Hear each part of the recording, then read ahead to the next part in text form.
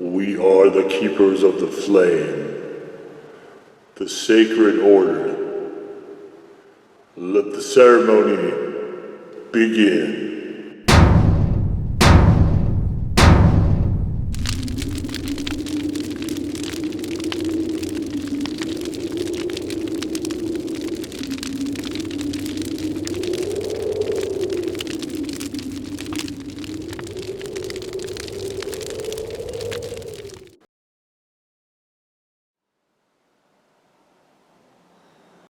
And today, faithful acolytes, we take a look at this. And what this is Z's Shield Maiden hot sauce. Now, as you can see, it is very, very runny in terms of liquid in there, which, as you can see, impacts separation quite a lot. And we'll get into that more here in a minute. But first, let's take a look at, oh, this font. I hate this font. So, color scheme here could use some work. And so clove honey from Logan, Utah. And this you can put on quite a fairly wide variety of stuff. This was the sauce of the year. So it is definitely one that I've enjoyed quite a bit. And so we start with honey.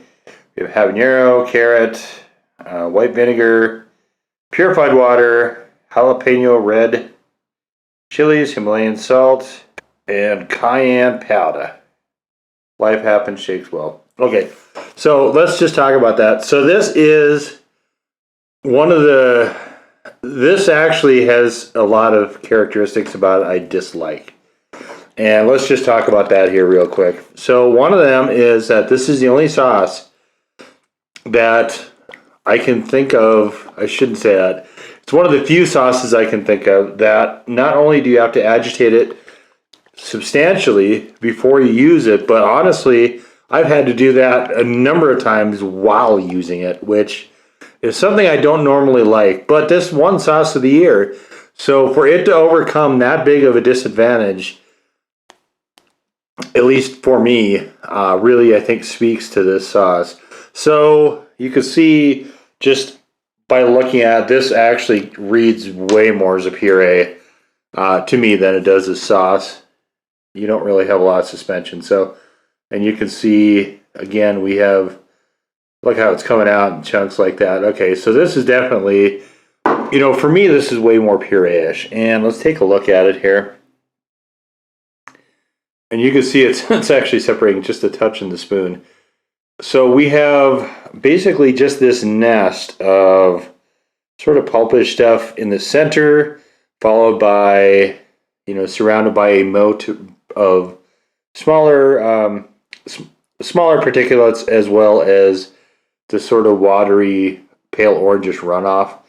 And honestly, visually, it's not stunning in terms of appeal or anything, but what does that matter? Flavor, as I said, comes first, last, and always with me, and that really, when the rubber meets the road, that's what matters. So let's get into it.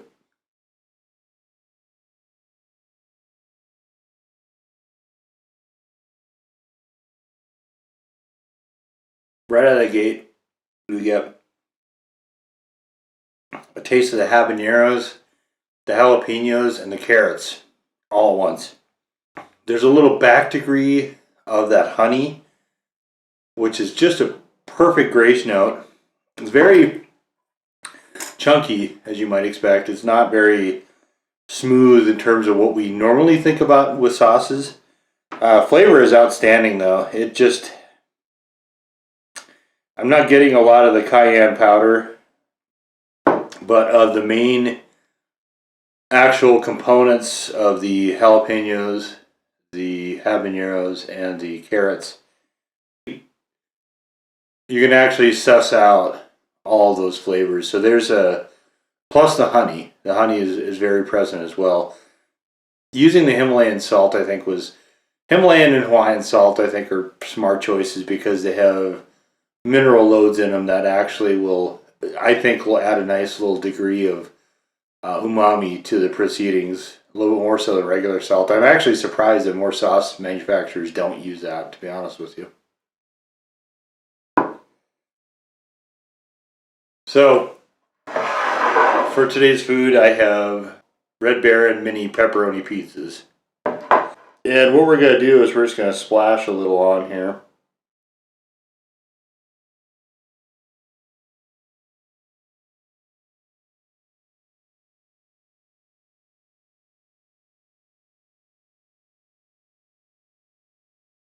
This isn't a particularly stunningly hot sauce, so you don't have to be shy at all on this. Just depending on, how runny you want it. I actually should have agitated before I did that, but oh well, what are you gonna do?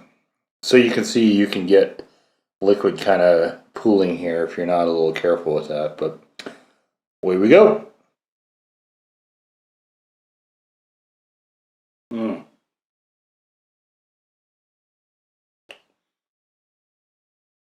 Brilliant. This flavor meshes so well, and it's applicable about such a wide variety of different things.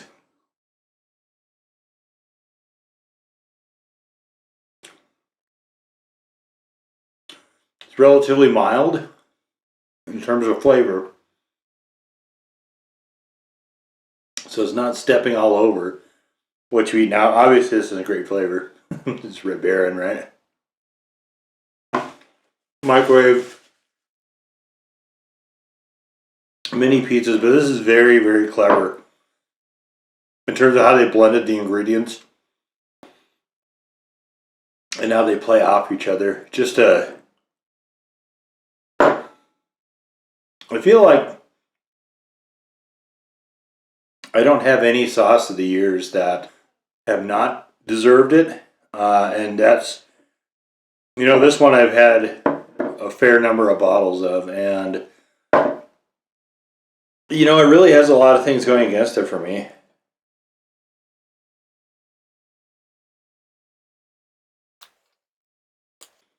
I just like the label. Does that matter? I mean,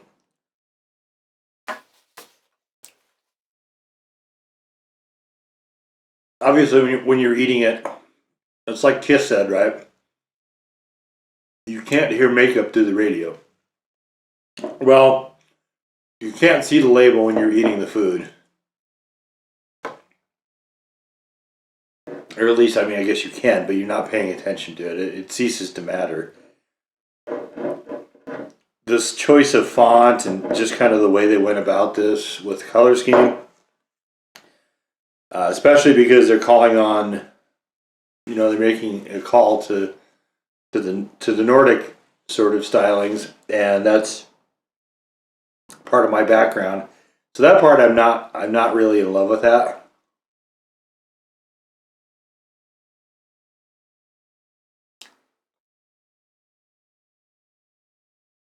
The sauce doesn't stay suspended. I usually don't like that in the sauce.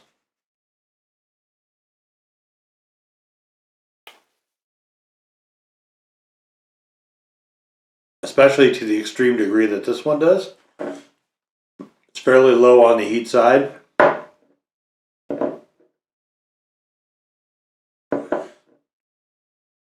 It uses one of my least favorite peppers as the main pepper. But you know what? All of that just vanishes because the sauce and the ingredients come together so well. This is a magnificent product. I don't know how else to say it. This is just really, it's truly a remarkable sauce. There's nothing else quite like it out there. And it's very, very, very enjoyable to me.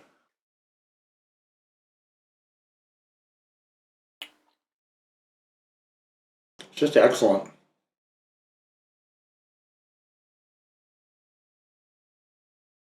The only thing that I recall not working on, at least not to a great degree, was things where you need a sauce to kind of stand up to things. So cream heavy things, cheese heavy things. It's got a lot of components that I think would be interesting on Mexican food, but I don't like sweet hot on Mexican food. I don't like sweet with that flavoring system.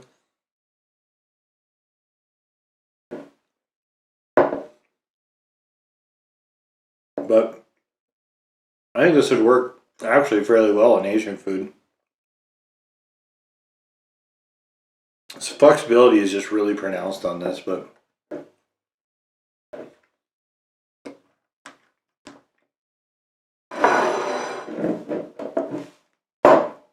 yeah, I mean, what can I say? You know, I've had a lot of bottles of this, and I guess that's the biggest endorsement I could make, besides the winning sauce of the year. Winning sauce, a lot of the sauces of the years I don't eat regularly. Some of them have been discontinued, in fact. But this one is one that if I see it when I happen to be shopping, I'll usually pick a bottle of it up. And it's just a really good sauce to have around. The only part that really kind of gets at me is I've got this agitated enough now so it's holding its suspension pretty well. But that part irritates me a little bit. But again, how bad could it be, right? I mean, it went in the pantheon with the other sauces of the year. And sauce of the year is something I try to reserve really for the creme de la creme. And they all deserve it, and this is no exception. Just a stem to stern, fantastic tasting sauce. It could be a little bit hotter, sure. Could be suspended better, sure. It could have a way better label, no question. But at the end of the day, this is a sauce that I think flavor lovers in particular will really appreciate. It in terms of heat, I think it's more of a gateway. It's a stepping stone. It's not in the upper echelon of anything. It's actually probably fairly low. I don't recall what I rated it. I would say eating this now is maybe a 2-ish. There's just not a great deal of heat to this. Normal people that don't eat spicy food a lot, I think, would be bothered by the heat level. This is not a challenge for any chili head, but it is just a flavorful impact as far as this goes is just outstanding. So, but there you have it. Past sauce of the year master Z's Shield Maiden. Now go forth in peace to serve the flame.